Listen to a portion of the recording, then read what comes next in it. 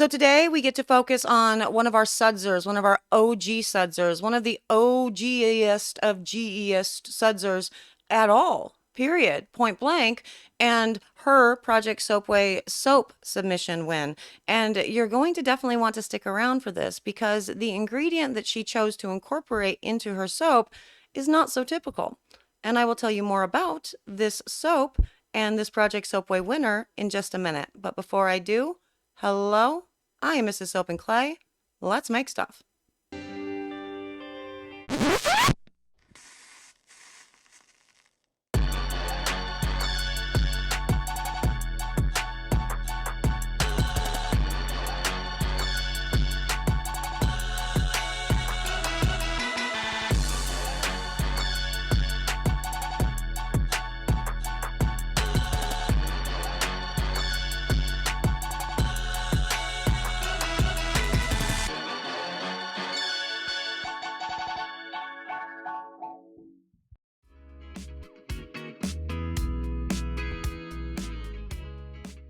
How's it going, sudsers? Welcome back to the channel. You are at Soap and Clay, where we make all the soapy things, and you are here for a Project Soapway submission winner for the Fruits and Vegetables Fresh Soap Challenge, and today's winner is Not So Typical Soaps and More.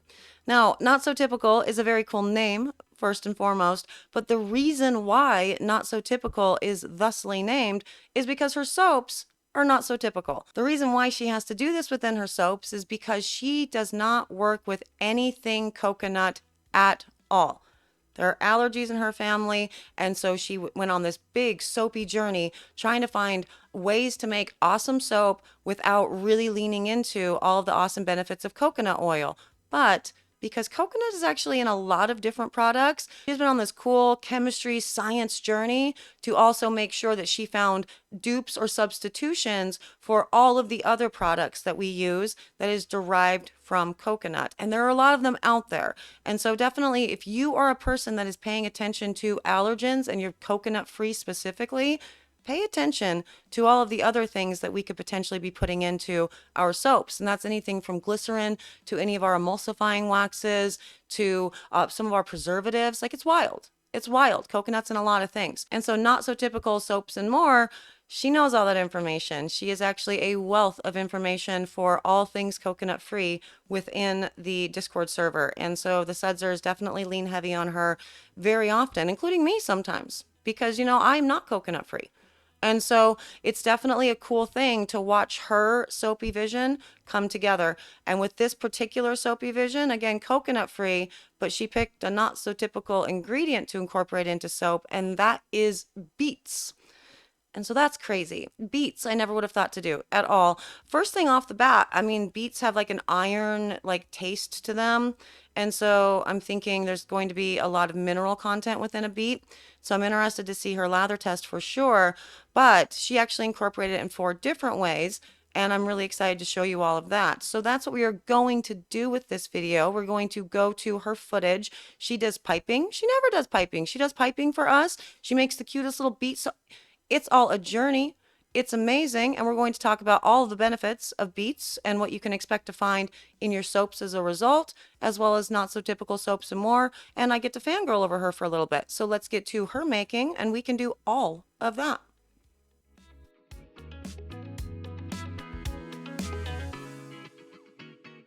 We are here with Not So Typical Soaps and More, and within her beets, she is doing a natural betaine and beetroot powder and beets. Yep, she's gonna make a beet puree. That's a choice, and beet juice, also a choice. I don't. Beets are such a controversial thing. You know what I mean? Like, people have strong opinions about them, not like putting them in soap, but actually consuming them. People either really, really like them or really, really hate, loathe, and despise them. And then you're always inevitably going to have the conversation about liver and onions as well, following beets. It's wild. It's just what happens. And so I have never actually had beet juice, never actually consumed that. I know that when I put the beetroot powder into my smoothies, it has an interesting kind of metallic taste to it. So that's fun. Also fun in all of this is a copious amount of colorant from Mad Micas went into this. So I don't know what color it is, but there's a lot of it. So we're guaranteed to get the color that we want, which is very, very cool. Just for those who may not know, it's not really a big deal if you overshoot your micas, like there's a little accident like that. It's not a big deal. The worst that happens is the lather turns funny colors, but it's not going to stain or anything. Obviously, try to stay within your ranges because you don't want to waste your micas. But if something like this happens, no problem. So, all of the ingredients that she's using, natural betaine, it does come from beets, and we're going to talk about natural betaine and what it is good for within soaps in just a minute. But first, we're going to watch her do her prep, and she's using Enchanted Forest for this, and we get to watch her soapy skills with all of this. She has lots of skills, just generally across the board. Some of them she doesn't show us very often, though, and this is going to be one of them because she's going to use this Enchanted Forest and actually do some piping, so she has some little leaves to go on the top of her beet soap. So that's going to be fun. For beets themselves, what are they made up of? Well, they're about 87% water. And so we know what water does, within soap. And then 10% carbohydrates. Now, interestingly here, her lye solution is clear, so she has chosen not to do her beet juice into her lye solution. So otherwise you could just put your beet juice into the lye as the lye solution because it's mostly water. So just don't put in your water. Just substitute this. Totally do that. But carbohydrates, what does that mean? That means sugars. So the lather is going to be very good, which is awesome because Miss A, Not So Typical Soaps and More, is a completely coconut-free establishment shop. And so getting a nice big bubble without the benefit of coconut oil is always one of her challenges. And we'll talk more about that in a minute. But first, we need to finish up with what is in the beets. So additionally to the water and the carbohydrates, it's about 2% proteins. And so we do know that these sodium hydroxide will break down the proteins into their smaller components. And so survive saponification-ish. As far as degradation, you can get some of it. But for the most part, the proteins are going to remain just in their simpler forms. Not a lot of fat within beets, a fraction of a percent. And then we are looking at vitamins and minerals. We have folate, so vitamin B9, as well as vitamin C. And our minerals are going to be potassium, manganese, and iron. Now, we do know that minerals, when they come in contact with a natural soap, a handmade soap like this, that they can form soap scum. And so that's hard water. That's all the things that we're trying to get away from when we add citric acid, etc., to our soaps, so we don't have any soap scum buildup. We have discovered that it is not a problem to actually incorporate the minerals within our soaps, though, because it's not forming anything untoward within our soaps themselves, effectively forming soap scum. We did talk about that within the CMOS series. Now, what are the benefits going to be topically generally for beets? Well, definitely it's going to be anti-inflammatory because of the presence of the betaines. So it's going to help out with skin inflammation. And antioxidant properties. Beets are great for oxidative stress, sun damage, all the jazz. Very moisturizing because of the natural sugars, so it's going to act as a humectant and retain moisture to the skin. Also a brightening effect, and I think that really comes from a beetroot powder as well. It can promote a nice natural glow and overall, improve your skin tone and texture. So that's good. It's important to talk about this just generally when you're including different additives to your, cosmetics, because those are, again, leave-on products. And so those all sound like great things to put into a cosmetic. What will survive saponification? A lot of that, but also it's in such small amounts contained within a, a soap that is primarily just your fatty acids. So not much in the overall, grand scheme of it. And it's a rinse-off product. And so we know that whole jazz.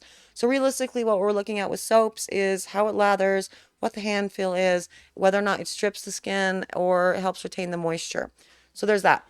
Now, as far as beets generally within cold process soaps, the pigments can act as you can get a nice color from beets. I'm pretty sure. I mean, I know that the sodium hydroxide can interact. Which one am I thinking about? It's the sweet potato. So the purple sweet potato, that is the one that I had a problem with. Turned this gorgeous, gorgeous purple.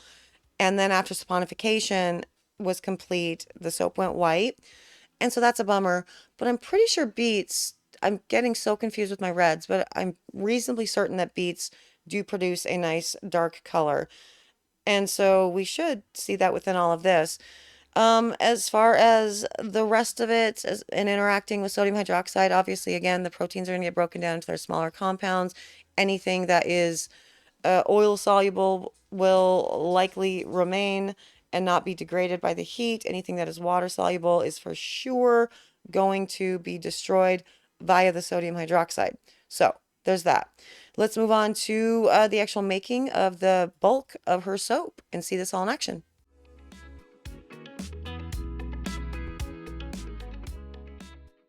Okay, so not so typical soaps and more. The beet juice has entered the chat now, and we're going to see what she does with that. And we have the betaine out again, as well as a scent, I'm going to assume, in that. I'm really not sure. So this is going to be for her base, and she is using beetroot powder, also incorporating it, and Sexy Stranger on a Train for her overall color because it's a dirt base that she's then putting her embed into. And oh yeah, the beets are making they've entered the chat too. Just gonna mash those up. So that's a thing. So I should expect actually a pretty dark color. So I'm interested to see what this does before she puts the actual Sexy Stranger on a Train, the brown in, to all of it. Now, not typical soaps and more, as I said, going for a big bubble with all of this because she does not use coconut oil. She is a 100% coconut oil free, coconut free facility. So that's not just soaps, that's not just coconut oil, that's all of her cosmetics as well. And the reason for that is because allergies. Now, coconut oil can be an allergy. It's kind of rare, but it's not unheard of. And so she actually does have coconut allergies in her family, and so she does her entire line coconut free. And she's really great about this because it's not just coconut oil that you have to eliminate, right? Because so many things are derived from coconut oil. So think about what your glycerin is going to be derived from. Where is your stearic acid coming from? How about what else is a big one? Oh my gosh, my brain just completely froze. Lots of things. All of your natural surfactants, they're going to be, a lot of them are going to be derived from coconut. And so your sodium cocoa isothiolate, all of the jazz, all of the jazz. And so she has to pay attention to that and really make sure that everything is eliminated. Now, the reason for that is because the proteins that exist within coconuts, as we do know within, reactions as far as these proteins go and sodium hydroxide, as I said before, yes, they are broken down into their more simpler compounds, but that does not mean that the actual allergen has been eliminated. So my recommendation for people whenever they come in contact with someone that says they are allergic to X, Y, or Z is to believe them. It is not your job to figure out whether or not that thing, that strand, that thing that they're allergic to from insert whatever ingredient here is going to survive saponification. Just don't give them, if somebody says they're allergic to coconut oil, don't give them any soaps that have coconut oil in them. You know what I mean? And so let them figure out their own choices as far as their skin and their health and everything goes.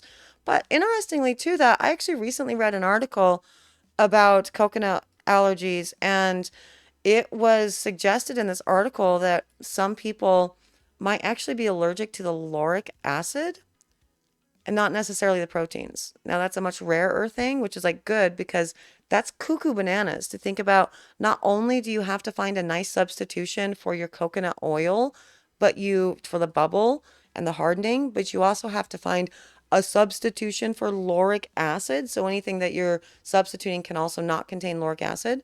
Wild. That was a very interesting study. So substitutions, as far as everything goes, Babasu is obviously going to be a good one. Palm kernel oil, Miss A uses a lot in her soaps. Her formulations are so good. She has a workhorse recipe with a cocoa butter oil in it. Cocoa butter oil. Go check it out on her YouTube page. It is one of her workhorses. I love it. Have experienced it firsthand. Love the hand feel. Love the lather. Love the hardness of the bar. Love the shininess of the bar. It is a great, great recipe. So she leans heavy into cocoa butter, but also palm kernel oil. And tallow or lard can also be substituted for coconut if you're looking for the hardening. But you're looking at, if you're a vegan company, you obviously cannot do animal fats. So tallow or lard is excluded for you. And they don't bubble nearly as well as coconut oil. And so there's that. If you wanted to avoid coconut oil altogether and use other oils like a tallow or a lard or a palm kernel or babassu, you could always add castor because that's a really good lather booster for your coconut oil free. That's what I have had the best success with, is adding castor oil to really boost that lather. But what she is doing in this particular recipe is adding in, well, a lot of sugars within all her beets and all the many incorporations, as well as with that betaine. Now, the betaine, as I said, the natural betaine, it is derived from beets, which is why she included it. And since she included it, we're going to talk about it. What the heck is betaine and why is it in this soap? Well, natural betaine is a mild surfactant. Well, I mean, so is the commercially produced. They're mild surfactants. And so this is a natural surfactant, which is going to really enhance the lather.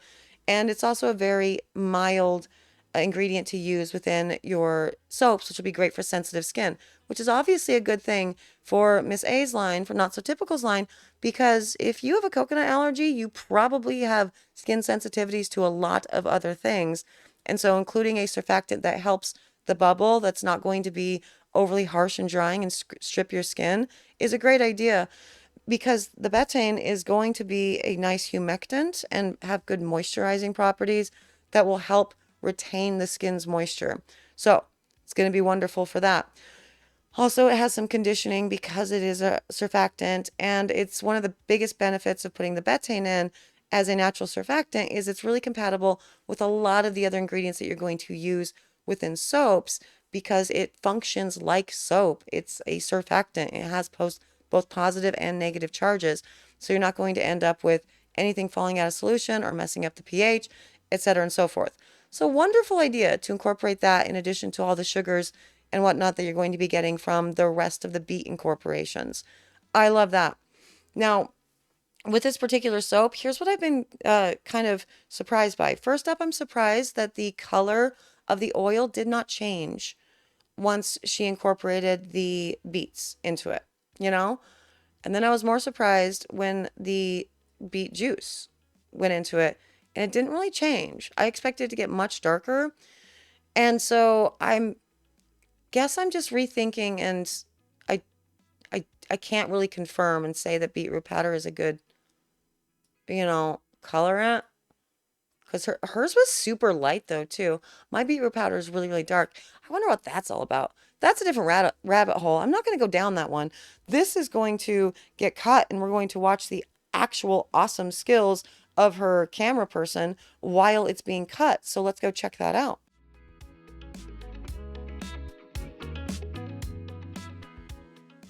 Okay, and onto the cut. And I love the camera person here. One of her children came in to do this. And so I love how he's zooming out and then back in and doing all the things. And at some point, he was saying some silly stuff like, "This is my mom's video," and all the jazz. Loved it. It was wonderful. I love Miss A. I love her family so freaking much. But this soap, so freaking cool. It's amazing. Isn't that the cutest thing you've ever seen? I love it. I don't know if she actually ended up putting this out. I didn't tell you, but she was one of the reasons why we're kind of late with this whole thing is she had like the biggest event of her season this last weekend, and she did awesome at it, so everybody obviously tell her congratulations for that. And she has another big event coming up. So I don't know if this one's going to be there for the next event or if she used it for the last one. What I do know is that it's super freaking cute. It's such a smart idea to use that heart embed as the beet, because as far as I know, that's exactly what beets look like, you know? But now, of course, with all the cutting and all the things, you did an excellent job. We need to see what the lather is going to be. And she's using the end piece here. You can already see the lather in her hands, just right there, right away, immediately. 10 out of 10. It's perfect. It's such a beautiful lather. I love the tight, tiny little bubbles with all of that, and how it just gets bigger as she continues to use the foam that's on her hands. It is very foamy, by the way. Delightful. Look at what you can do without coconut oil. It's possible. Miss A is the best at it. And so I'm so just excited to see this whole process because she did amazing with the whole thing. And we get to continue to see Miss A's skills be awesome without coconut oil, making it look easy for all the things. Look at that. It's gorgeous. Everybody tell her congratulations. Now we have to go back to my face. Sorry about it. Yeah, so from cradle to grave, everything about that process, absolutely stunning. I love it. I love all of the attention to detail. I love how she incorporated her beets in 4 different ways, her overall process, the making of the, little leaves and everything for her soaps. The lather test was obviously awesome, the cutting and all the things. And also awesome was the kidlet coming in and being like, "It's my mom's video." I love that. That was great.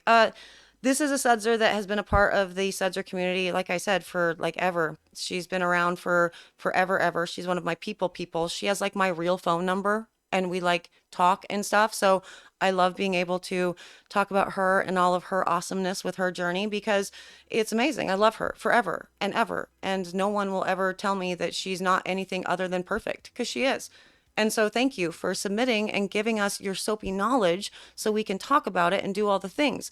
Sudsers, you need to go do all the things. Support Not So Typical Soaps and More. She does videos. She's got all the socials. She's got all the selling things. And yeah, go tell her what a great job she did because she did an excellent job. I'm so very proud of you. I love watching all of your soapy skills and cosmetic skills just to continue to grow and build. And you're just a powerhouse. And so thank you for being you and for being my friend and for sitting with us and giving us this awesome information. So thank you again. Sudsers, thank you again for existing, for being you, for supporting your fellow soap makers.